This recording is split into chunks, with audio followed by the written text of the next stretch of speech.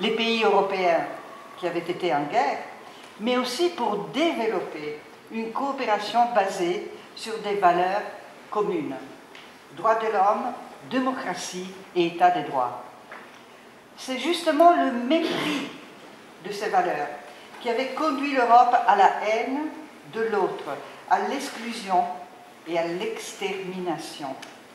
Un des instruments emblématiques de la construction européenne à cet égard est la Convention européenne des droits de l'homme.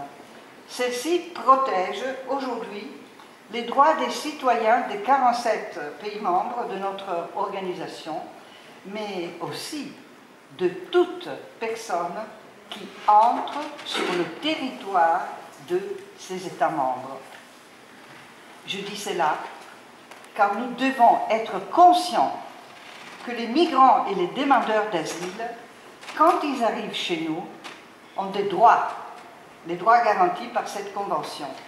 En effet, la convention interdit tout traitement inhumain ou dégradant d'un être humain, et ceci même en cas d'arrivée massive des réfugiés et des migrants.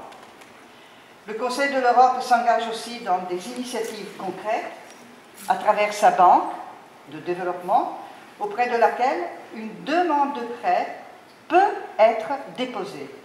Pour ce qui concerne la France, la banque vient de débloquer 100 millions d'euros pour financer avec l'ADOMA, premier bailleur de logements accompagnés en France, une nouvelle offre de logements et de nouvelles capacités d'accueil et d'hébergement pour les demandeurs d'asile et les réfugiés.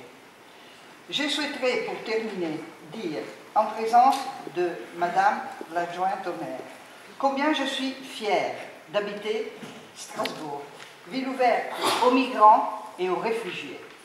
La ville de Strasbourg a été l'une des premières villes françaises à avoir rejoint le réseau des villes solidaires.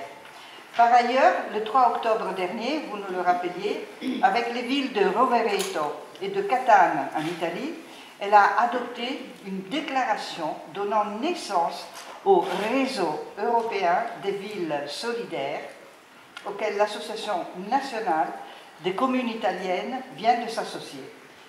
L'action de Strasbourg en matière d'accueil des réfugiés se situe donc tant au niveau local qu'au niveau européen. Merci pour ce bel exemple. Sans plus tarder, je laisse la parole à M. Nils Müller.